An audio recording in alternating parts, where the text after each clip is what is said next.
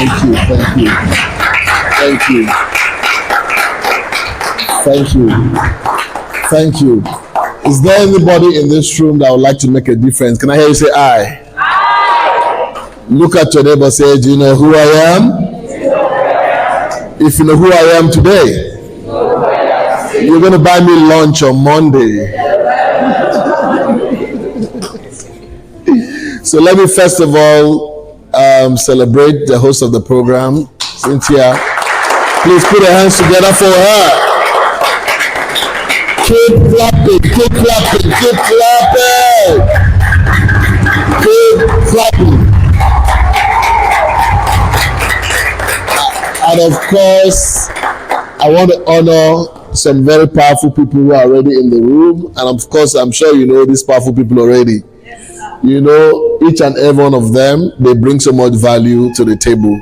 So I honor this great man, and then the lady I met spitting fire. Well done for your work. You may have your seats.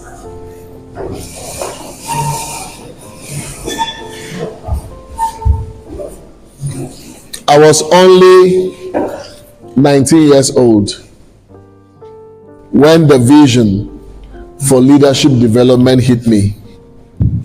I was only 19. Imagine a 19-year-old boy.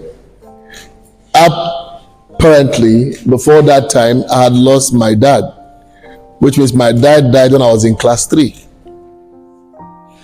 in secondary school.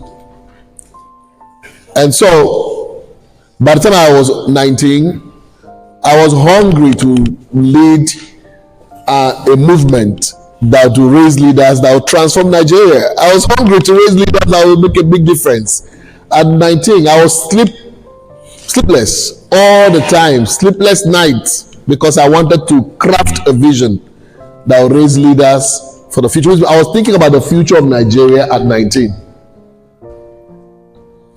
Restless, my brother, at 19.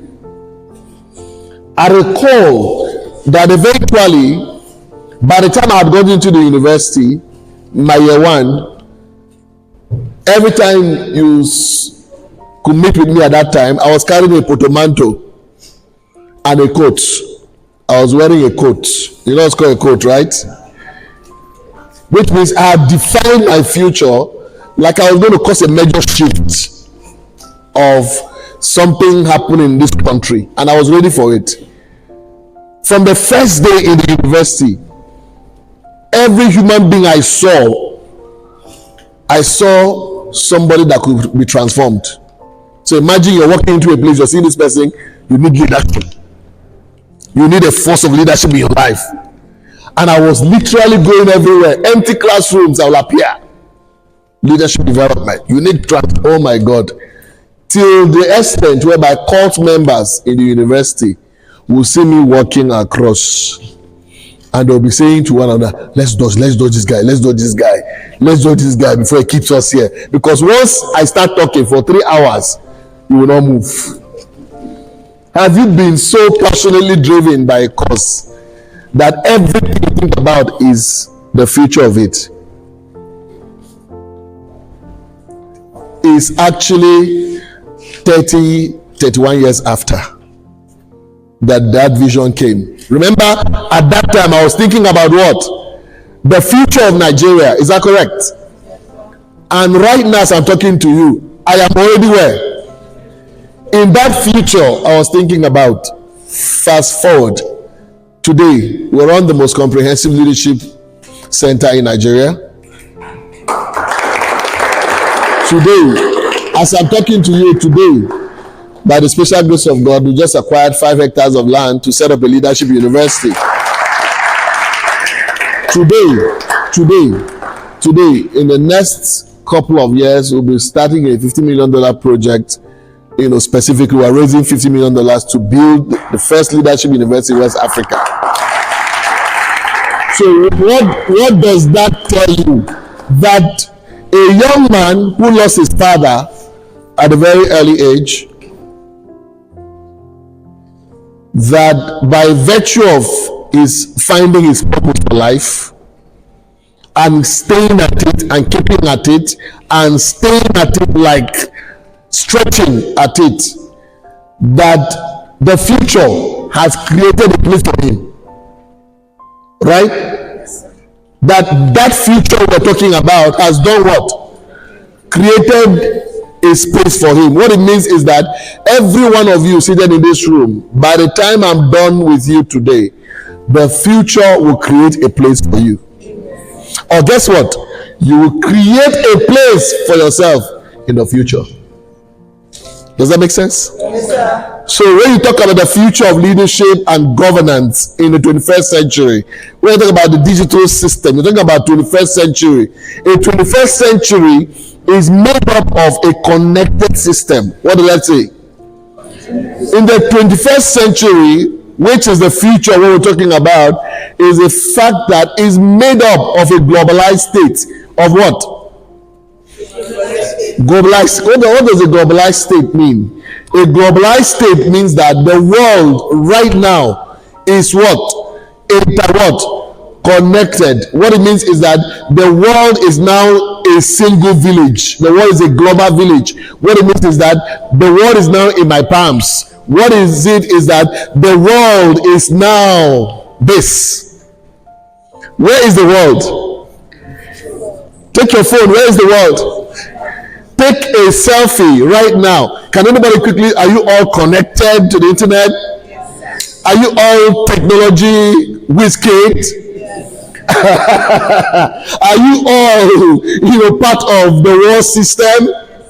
If you are connected with this phone is connected to technology, fine. If this phone is connected to the internet, I want you to take a selfie with your friend. Take a selfie with somebody around you. Take a selfie. Take a selfie right now. Just take a selfie.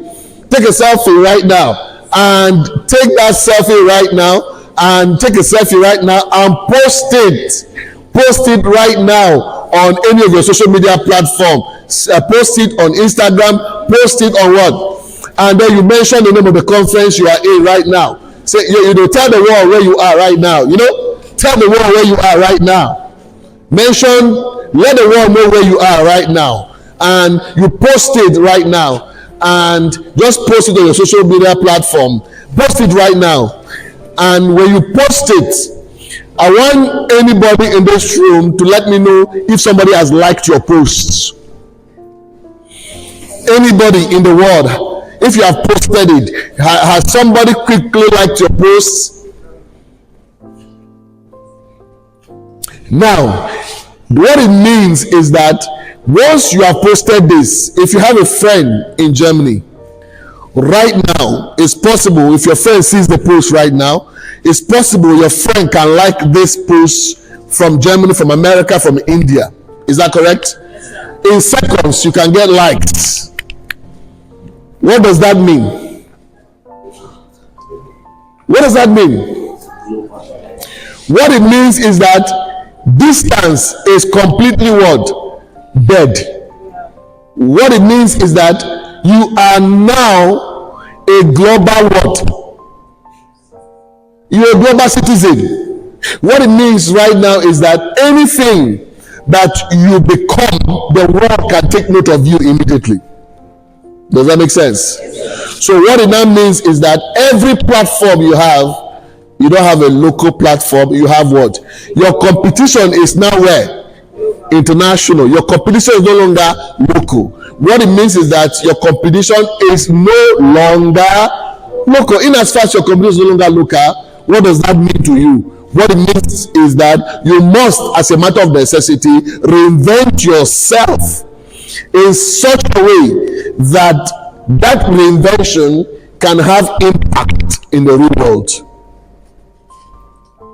What it means is that you are now no longer going to be ordinary to be able to become outstanding in this age. So this age is the age of globalization. So if you go anywhere right now in the world and they give you this microphone to speak in Germany, in a conference in Germany, when they give you this microphone to speak in Germany, do you know how they know you're from Nigeria? Can anybody tell me? How would they know? Yeah. How would they know you're from Nigeria?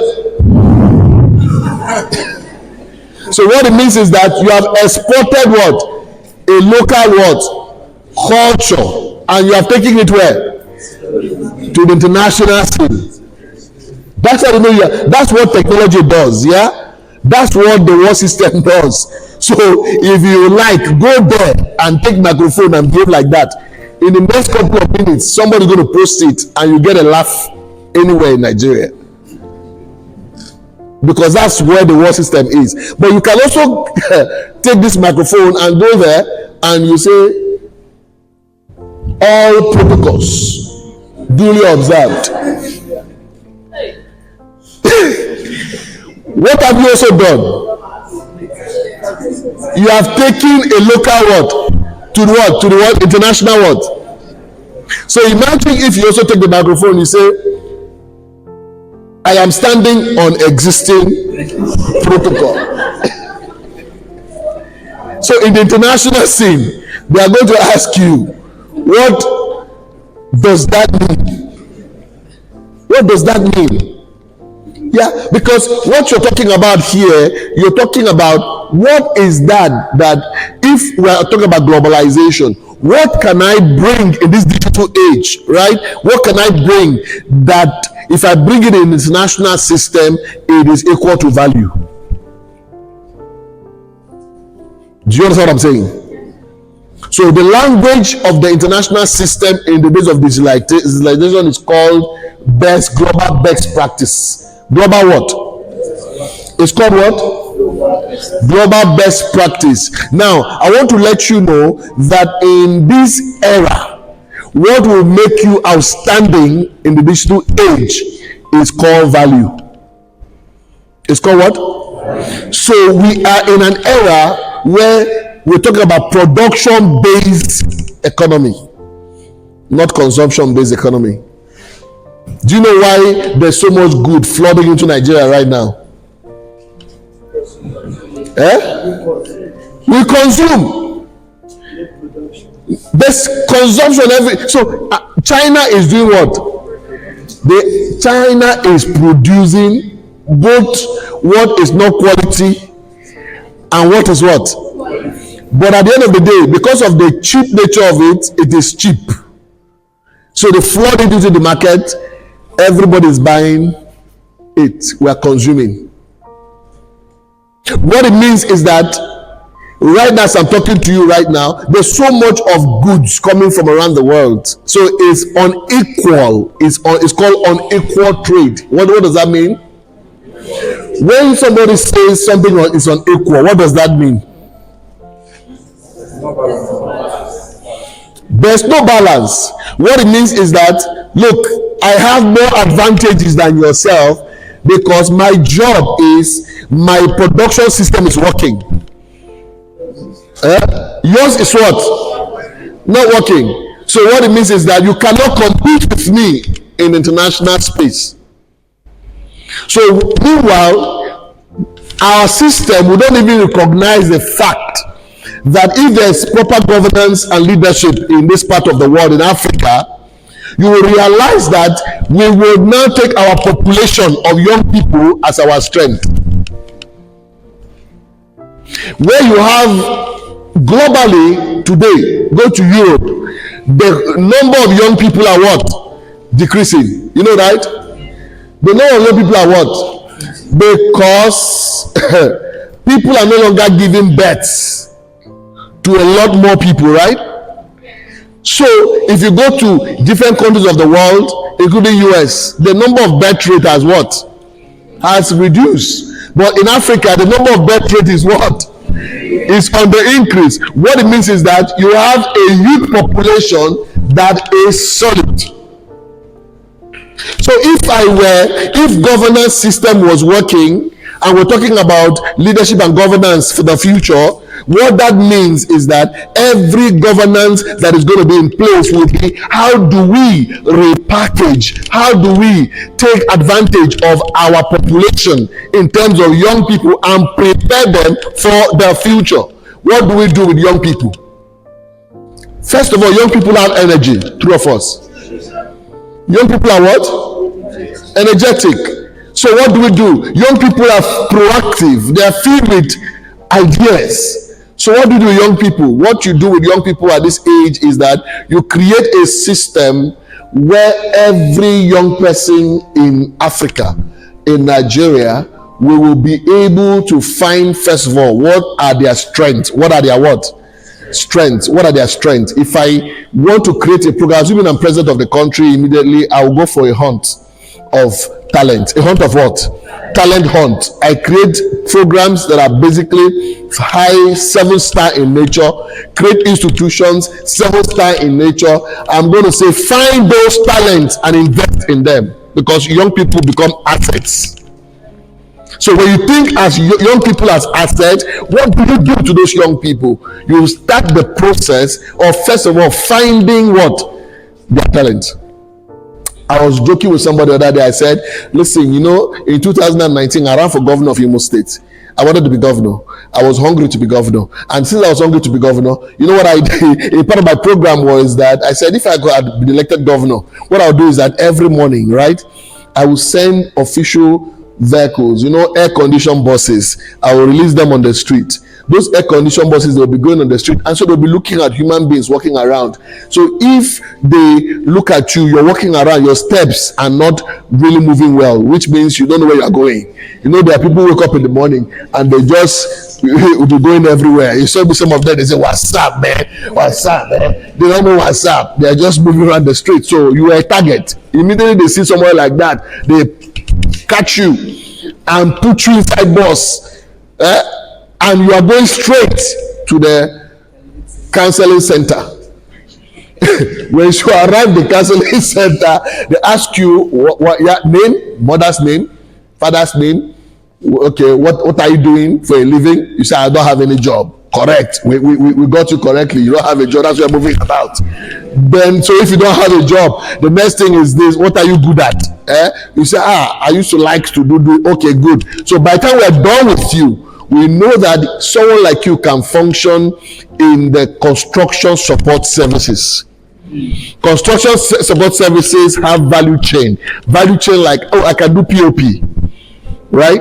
I can do carpentry. I can do painting. I can do, all of that. Yeah. So if that's what you do, we push you there. But guess what we do? We will teach you the business of carpentry. We teach you the skill, 7-star skill in carpentry. We'll teach you, all of the value chain that are necessary. Teach you the leadership of it, the governance of it, and the technology of it. What does that mean? What it means is that by the time it is 6 months, 1 year, this set of humans who have gone into that system with no university education, right? They have been so, even if you have a university education and you are not yet, don't have a job, and you fit in there, by the time we are done with you for 1 year, what happens? Your value has what? Increased. And when your value is increased, it means that all these guys from Togo are not going to get any job again in Nigeria. You know why? Because you are present, isn't it? And by the time we have built so much capital out of you, we export you to different parts of the world, and you give 10% back to that system. Sign. You earn your profits. Every time you make profit, 10% goes to where? To that agency of government that does that. Now, guess what happens? If we do that over a period of time in about 7 sectors, fashion industry, we do that for creative enterprise, we do that for agriculture, we do that for oil and gas, we do that for what you are going to be producing is a new generation of leaders with top skills that can work anywhere in the world, including Saudi Arabia, including America.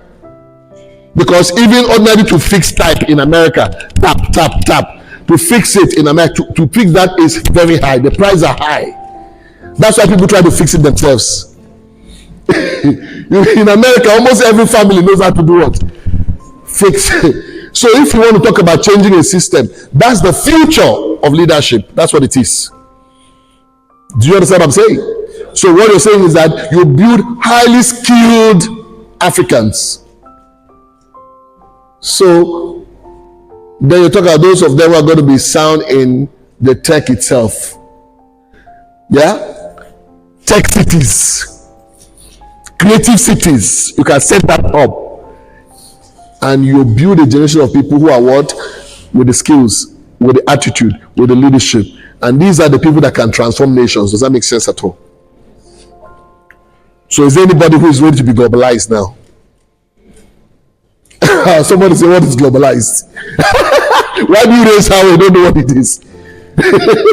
Is anybody who is ready to be globalized? To be globalized means that you're no longer a local champion. You know what? You are somebody who is raising the standard. Who are you right now? You are somebody who's ready to play in the global space. But first of all, you have become consolidated locally. Does that make sense? Which means you bring value locally to the table. If I ask any of you right now, is there anybody that believes that you have great value that you can bring to the table? Can I see your hand? Anybody? You have value you can offer this country? How many of you say, if you're a writer here, can I see your hand? You're a writer. You're a writer? Yeah? Fantastic. So do you know that as a writer currently in Nigeria, do you know you can develop your writing skills so much that from this country where you are, you can write so much about issues that international journals can pay you for writing? Huh? Which means you can take advantage of technology and do what? Sharpen what? Your skills. Because there are various technology platforms across the world that can teach you how to improve your writing. Is that correct? Are there tools that can enhance your writing skills? If there are tools that can enhance your writing skills, it means that the 21st century realities requires globalization plus technology. Plus what? It requires what? Globalization plus what? From technology. So how can leaders shape the future by utilizing what? Technology for what? Their progress. That's future thinking. No wonder Charles Hamdi, he wrote a book in the 60s and 70s. He titled it The Age of the Unreason. The age of what? Of the unreason. He's Charles Hamdi guy. I mean, he was in his book, he was making some powerful sense with what I read. And what was he talking about? He said, imagine that you are about to park in a car park, and by the way, you see a vehicle whose lights are all on. So what it means is that you think that the vehicle is about to do what? To get out, so that you can replace the vehicle, take over the space where the vehicle parked. But after 5 minutes of waiting for this car to get out, the car is not getting out. So you get out of your car and you go and knock at this car. You should look at, as you just knock, and you realize that the guy winds down. You realize that, hey, wait a minute, the guy has his computers there, he has his phones are working, everything connected, everything in the car is connected. The guy is not, he tells you no, he's not leaving anytime soon. Why? Who can tell me why? Who can tell me why? The guy is working. That is his workstation. The guy has a mobile office. His car, it is what? It is his office. The guy, if Charles Hamdi in the 1960s was looking at the future of work, he was looking at the future of work, and he could tell in 1960s, in 1970s, in the 1980s that, hey, wait a minute, the future, the way this thing is going, there's going to be a time where technology will so rise, right, that you don't have to do what? You don't have to own an office space, that you can operate your office from your car. There was a time he also talked about, in the same book, he was also talking about the future of work, that there's going to be a time where people do no longer need to do what? Come to the office to do physical work. That there's going to be a time when people are going to be doing what? Working from home. In as far as all the tools of technology was made available. You see people defining the future for us. So all of this, now we're talking about the future. We're already in the future, but we're still talking about what? The future. But in as far as I'm concerned, the whole 21st century, the way it is going, technology will continue to be central to growth and what? And development. Now you're talking about systems like nations like what do you call United Arab Emirates going specifically to Abu Dhabi. These are people who are already thinking about managing the future, and their policies and governance is geared towards what? Taking advantage of the future and making it work. What do? They have created university for what? Artificial intelligence. University for what? Abu Dhabi as a city-state in United Arab Emirates, they have created what? University of what? Intelligence. What it means now is that artificial intelligence is now a subject of study at master's and PhD level.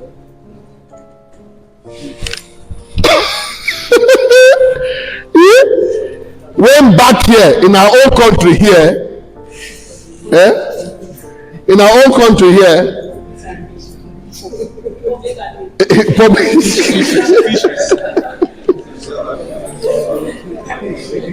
so what it means is that it is a responsibility of leaders to do what? To think what? The future. So if the government system can't think the future for you, what is your responsibility as a young person? Oh, you're not getting it. You're not getting it. Listen, I said if government systems can't think for you, what do you do?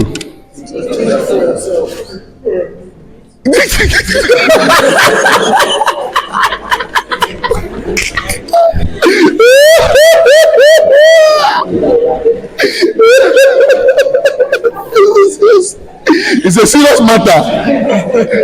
Some people are sitting there, their minds are thinking about some man, how will son of man get food to eat tomorrow? Men are thinking,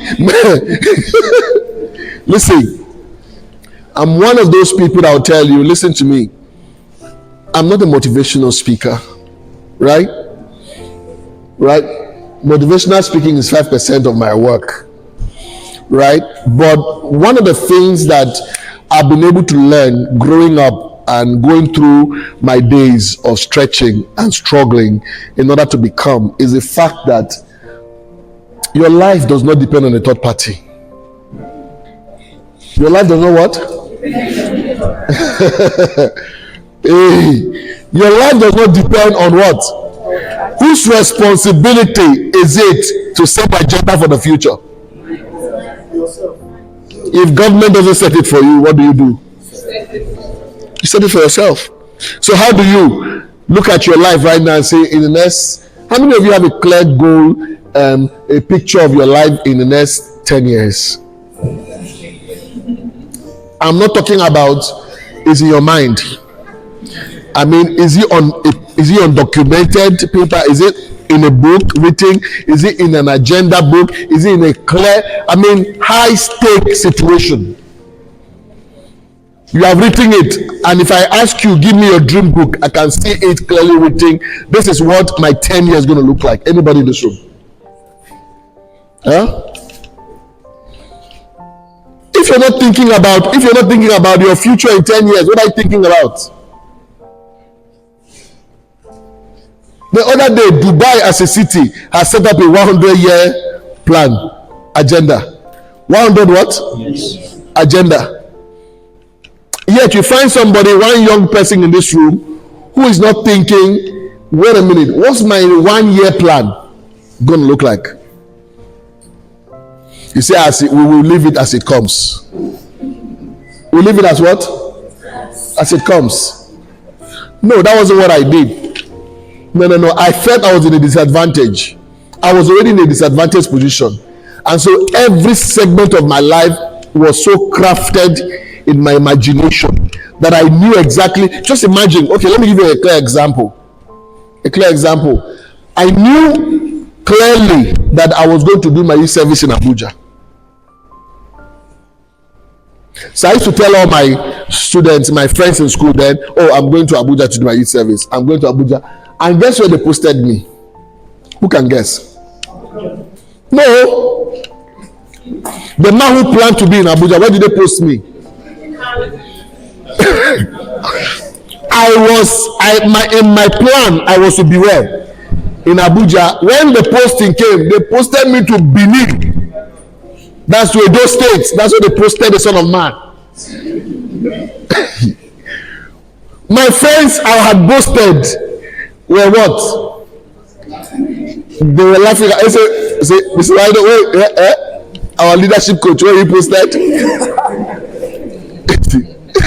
You know, that's something about goal setting. When this your mouth runs. But what did I do? Of course, I went to Edo State. When I went to Edo State, this mouth will stop running. The very first day that we arrived camp, it was in the evening, and so there was no allocation of rooms, anything. We're all in the open field, and all of us, night season, people were relaxing, and the leadership coach emerged. Then I started my leadership discussions. People were trying to sleep, they can't sleep. Leadership conversation, everybody got alive. By the time we were done, till 4 a.m., leadership talk was going on. This mouth was not resting. By the next morning, incidentally, all the people that were around me, they made up a platoon. Became what?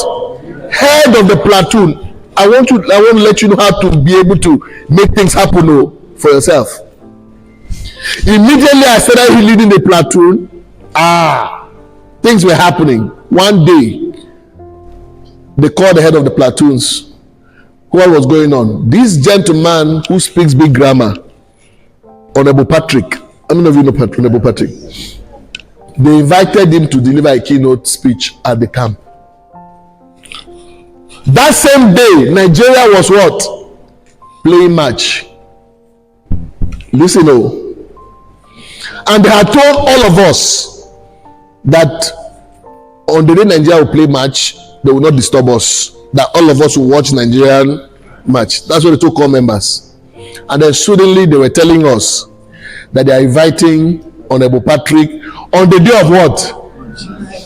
Good. So that particular day, core members revolted. They did what? When core members revolted, the entire system was in trouble. The director of the state at that time, NYC, was confused. What do leaders do? Leaders must learn how in the 21st century to observe the environment, evaluate the environment, and then create what? A solution. So what I did was that I knew what was going on, and immediately an idea hit me. I said, come, what about if you advise the state coordinator? Let those who want to go and watch match, go and what? Those who want to listen to the lecture, let them what? Make it optional. I went straight to the man and I negotiated my way. I said, sir, I want to solve this problem for you. Do this, do this, do this. Then after the problem has been solved, I'll tell you what I want. Are you listening? Do you know that the man listened to me and executed it? Those who listened to lecture were more than those who went to watch the match. So everything went well. He invited me. He said, what do you want? I said, sir, I want to be posted to Abuja.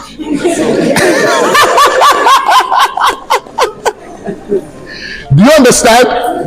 Say number two, my two friends in camp, I want them to be posted to Benin City. By the way, there was a young lady in camp that the Son of Man was interested in. Are you listening? So I posted that to the city. posted my friend, another friend of mine, to the city. And all of us were members of NCCF. Remember NCCF? Yeah. Well, my other friend who was an executive in NCCF, who originally is a young man, was an executive, and this other lady was also an executive. Two of them were executives in NCCF. I was posted to Abuja. Yeah? But my friend I was interested in, by the time I could come back to Benin City, they were already dating for marriage.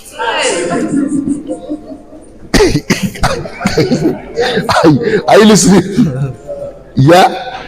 By the way, it's not her fault, because she said she told me ab initio that I'm too popular for her liking. Ab initio. So though two of them are from the same state and they are good for, and I came back after I supported them. But the whole idea basically is that my own personal goal, number one, was Abuja. And when I came to Abuja, I'm telling you what, true life story, I also said I was not going to serve anywhere else. I was going to serve where? National Assembly, Abuja. Yes, it was clear. My positions, my goals were clear as possible. And then I met a young man whose uncle was a member of the House of Representatives, and he too wanted to serve where? National Assembly. And he took me to his uncle, and the uncle took both of us to the clerk of the National Assembly. And the clerk of the National Assembly said that I want to take only one person. When the posting came out, it was me that was taken. Are you listening? That's how I served the National Assembly. Deliberate. And inside the National Assembly, my goals were already what? Set. So, number one, I will always wear my coats, not the NYC, except only CDS. Number two, I must knock on every door where National Assembly members are. And my job is, I've come to teach you leadership. God, what I have done is what I have done. It's called crafting your future. Someone will be afraid. Say afraid. I went knocking at doors. I will go to some doors. They will say, "My friend, my friend? Move, get out." And I remember one day an honorable member said, "Come, let me hear you out. What do you have to offer?" And I made a presentation for 30 minutes. I called it Courage, the Bone of Leadership. Courage what? The bone of leadership. What I was... Look down on yourself. The greatest challenge of the 21st century is that we are so much dependent on what? On third parties, that we have lost the capacity to drive our vision.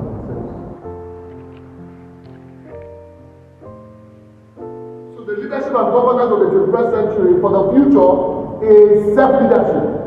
It's what? It's what? It's self-leadership. It's mind leadership first, then self-leadership. Then you mature in self-leadership, because under self-leadership you have developed yourself, you have grown yourself, you have pursued purpose, all of that. You build character, you build intensive capacity and competencies and all of that. And then after that, you are now ready to lead other people. Before you begin to lead tasks. Then when you are leading tasks, that's when technology comes in. The utilization of technology to achieving the goal is the 21st century we're talking about here. So these are the things we're talking about. So I'm saying to you right here, who is waiting for the future here? Who is waiting for the future? Let me tell you. If you make a choice that between now and 5 years, I want to become an expert. Century is special what? It's specialization. It's called what? Specialization and then deepening. It's called what? And the deepening game. What does that mean? The deepening game.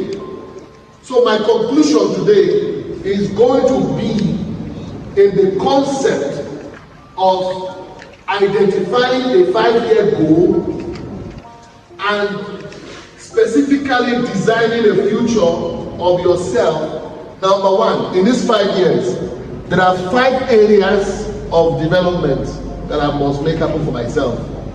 Number one is that everything around my finding, that's one skill.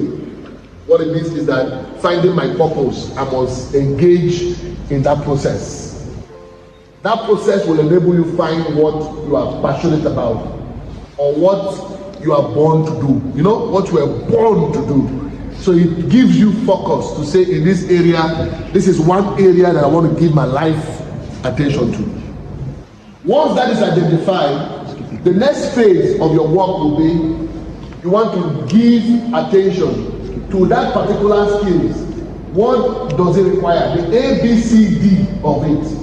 The entire nature, the nomenclature of that area you have chosen, which means you want to be on the internet in research, you want to be on the internet researching. When you go throughout the process of the internet in the research process, you find out the details, the future of that skill. That's what you must do. Then the other aspect now is that you begin to invest in your person, your life, your person. So you develop, first of all, your leadership competencies you need for the future. Look, even if we're in the 20th century, leadership competencies will be the greatest need of the future. Somebody was talking to me that day, said, look, in the oil and gas, I'm an executive. In my functional specific skills, I'm very good at it. But when it comes to leadership competencies, I am in a deficit. And that's the truth of the matter. So you might be a technology expert, 100% technology expert, but in leadership capital, you are zero. So what do? Invest what? In your leadership capital.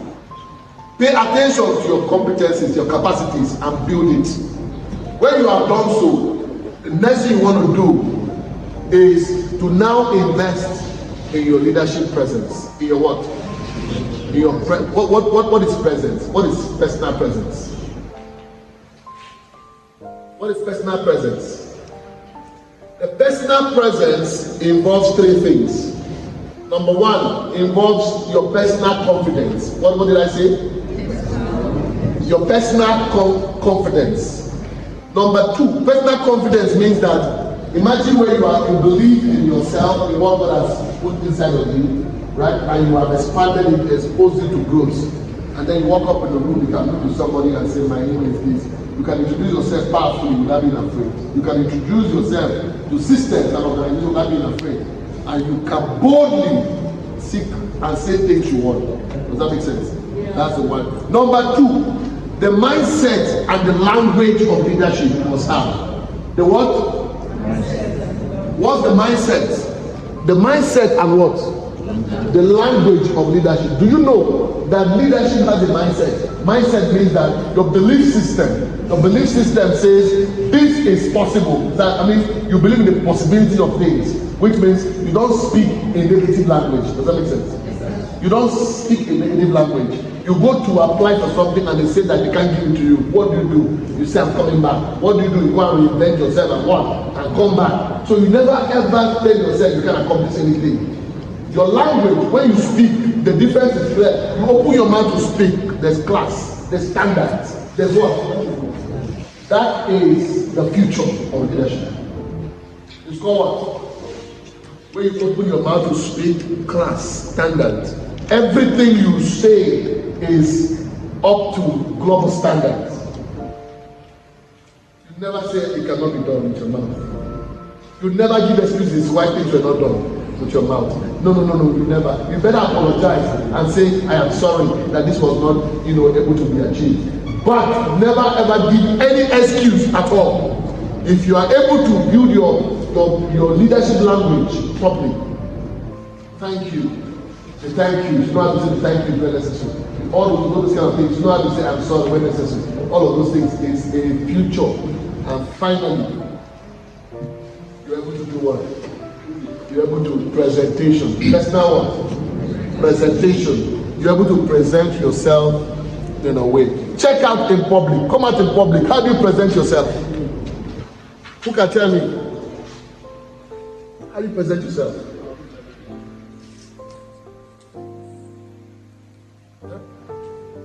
How do you present yourself?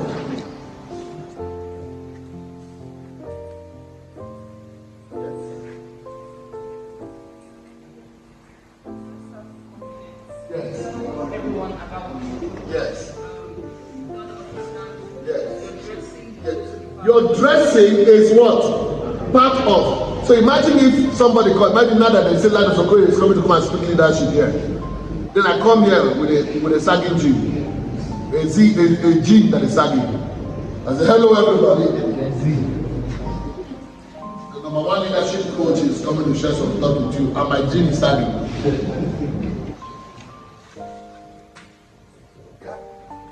Would you listen? Would you listen? Would you listen? There are standard global systems of dressing that you must take into consideration. And once you understand that, right, then you can build yourself significantly. Who is waiting for the future now? Can you rise to your feet and repeat after me? Say, I mention your name. I make up my mind to be outstanding in all ramifications. From today, I know there's a future in leadership. In the 21st century, technology is key, governance is key, but leadership is priority. So if I can reinvent myself, develop myself, build myself, this country will feel me. So henceforth, I make up my mind to produce. I will go to the marketplace for value. I will produce valuable things, ideas. I will convert them to products, to services that can change things for society. Nigeria, here I come. So help me God.